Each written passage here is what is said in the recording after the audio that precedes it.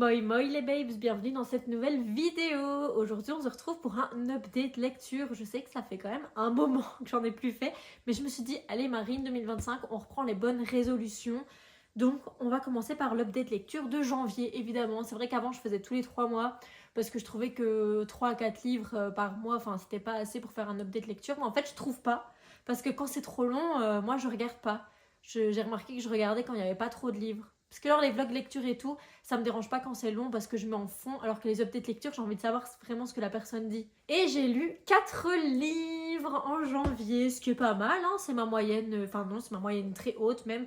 En général, c'est le max que je lis en un mois. J'ai d'abord commencé par le tome 1 et le tome 2 de Twilight, donc Fascination et Tentation. Vous savez, je fais une série de vlogs où je lis les Twilight pour la première fois. J'avais lu le premier tome et genre un tiers peut-être du deuxième tome à l'époque, donc genre quand j'avais 15-16 ans. J'avais détesté. Du coup, je donne une chance à Twilight à l'âge adulte et franchement, je vais vous mettre les vidéos ici dans le petit i, mais c'est pas mal. Je suis un peu étonnée parce que j'aime bien. Franchement, j'aime bien. Pour l'instant, je suis team Jacob, mais bon, de façon générale, j'ai toujours un peu basculé entre les deux teams. On verra ce que je suis à la fin. Mais en tout cas, après ce tome 2, je peux vous dire que je suis team Jacob. Donc j'ai bien aimé, je trouve que l'écriture est pas trop mal. Enfin, non. Dans le premier, l'écriture est pas mal, la traduction est bien faite. Dans le deuxième, pas du tout. Il manque des mots. Il y a des fautes de traduction, il y a des fautes de grammaire, enfin voilà, ça a été bâclé, donc j'espère que le 3 et 4 seront pas horribles, mais le deuxième c'était pas ouf.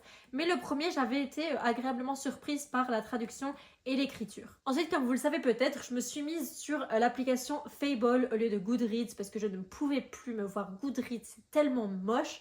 Alors que Fable c'est beau, ça te fait des petites stats et tout, j'adore vraiment, j'adore Fable. Allez dessus, c'est génial. Le seul problème, c'est qu'on peut pas entrer nous-mêmes des livres qui sont pas dessus. Donc, genre là, pour l'instant, ils me mettent que je suis à 6 livres sur mon challenge 2025 alors que je suis à 7. Mais c'est pas grave.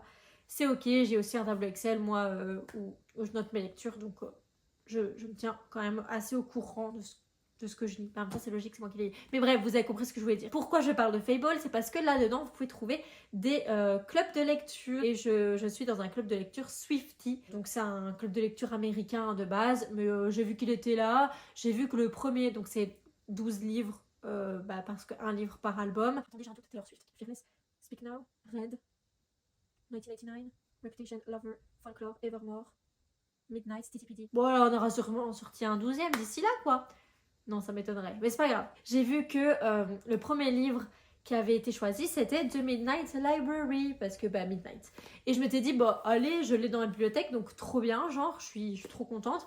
Et donc, ça se lit très vite. En fait, les chapitres sont très très courts. Il y a beaucoup de chapitres. Mais genre, les chapitres, regardez, là, c'est un chapitre. Donc, en fait, vraiment, ils font grand max. Mais alors, les plus longs, ça doit être 5 pages. C'est rien du tout. Du coup, c'est trop bien. Parce que ça se lit vite. Moi, quand il y a des petits chapitres, j'aime. Et donc c'est un contemporain fantastique un peu parce qu'en fait du coup c'est l'histoire de Nora. Oui c'est ça.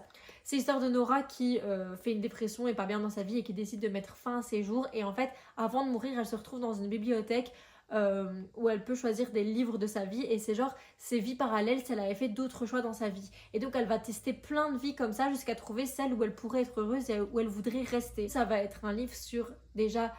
est-ce que ma vie serait vraiment parfaite si j'avais fait d'autres choix? Genre, ok, si j'avais fait ça, peut-être qu'elle aurait été parfaite un temps, mais est-ce qu'à terme, elle serait mieux que celle que je vis maintenant? Enfin, c'est vraiment des réflexions sur la vie comme ça, donc c'est très, très contemplatif, très se remettre en question et tout. J'adore me remettre en question, c'est vraiment une de mes passions dans la vie.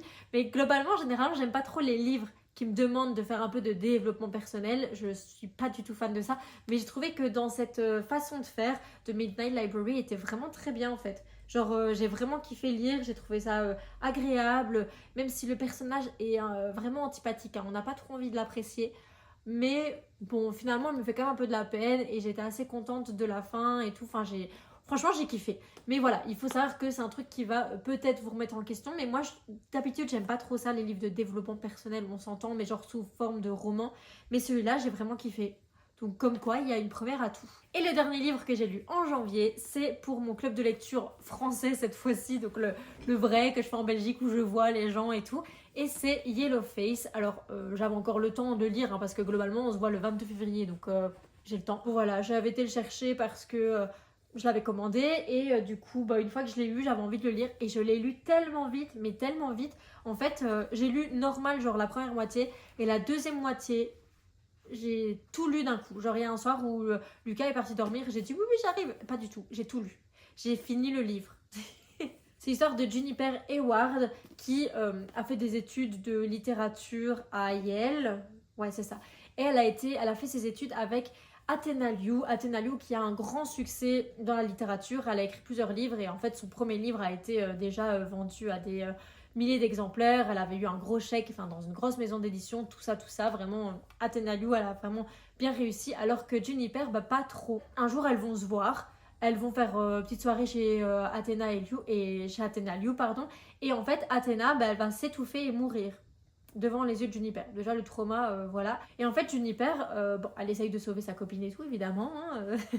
Mais bon, elle est morte, quoi. Elle appelle les secours, machin. Et qu'est-ce qu'elle voit? Elle voit le dernier manuscrit de Juniper tapé à la machine à écrire, à côté de sa machine à écrire. Alors, c'est un manuscrit, entre guillemets, c'est beaucoup des notes avec des passages pas du tout romancés, avec des trucs, avec des XX, parce qu'il faut rajouter des paragraphes, des mots, enfin voilà.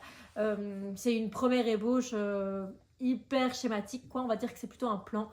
Et elle se dit, je vais le prendre. Et en fait, elle vole le manuscrit de Athéna, mais elle se dit en même temps qui le saura, quoi. Et en fait, elle l'envoie à des maisons d'édition, et elle se dit, elle essaie de déculpabiliser en se disant oui, mais bon, au moins Athéna, elle serait contente de voir que son dernier manuscrit est aux yeux du public et tout. Oui, sauf qu'en fait, tu mets pas le nom d'Athéna dessus, tu mets ton nom à toi. Et le manuscrit parle des combattants chinois qui sont venus faire la Première Guerre mondiale. Donc on a fait venir de Chine pour s'occuper, pour combattre dans la Première Guerre mondiale. Donc c'est quand même un truc très, très axé sur la sociologie chinoise. Et Juniper, elle est pas du tout chinoise, quoi. Elle est américaine, tu vois. Et sauf qu'Athéna, elle est coréenne, si je me trompe pas. Du coup, bon, l'Asie, c'est vraiment son cheval de fer, c'est vraiment son axe littéraire. Juniper va sortir ce livre sous son nom, sauf qu'elle va pas signer Juniper Hayward, mais Juniper Song.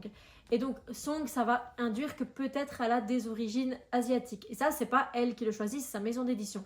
Et en fait, de là, moi, c'est à partir de là que je me suis dit, ah, c'est trop intéressant. Parce que là, on voit vraiment l'envers du décor dans l'édition, c'est-à-dire que les quotas de diversité, comment on fait mieux passer un message par tel ou tel auteur. Et là, en fait, en changeant son nom, donc en prenant son deuxième prénom qui est Song, comme ça, il ne mente pas totalement, c'est comme son deuxième prénom, mais ça a une connotation très asiatique. On va voir comment il joue un peu sur les origines floues de Juniper, enfin c'est hyper intéressant.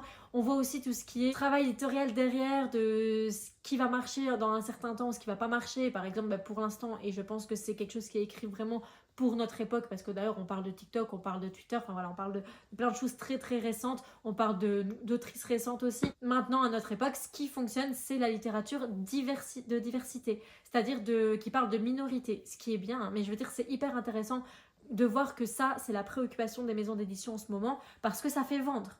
Pas parce qu'ils sont intéressés spécialement par le sujet, c'est parce que ça fait vendre. Et ça, il faut en avoir conscience. Évidemment que c'est il y a certains éditeurs qui sont hyper intéressés par ce sujet, mais je veux dire, une maison d'édition, ça reste une entreprise. C'est important de le voir. Moi, j'avoue que je suis pas trop aveugle sur ça, donc je me doute bien.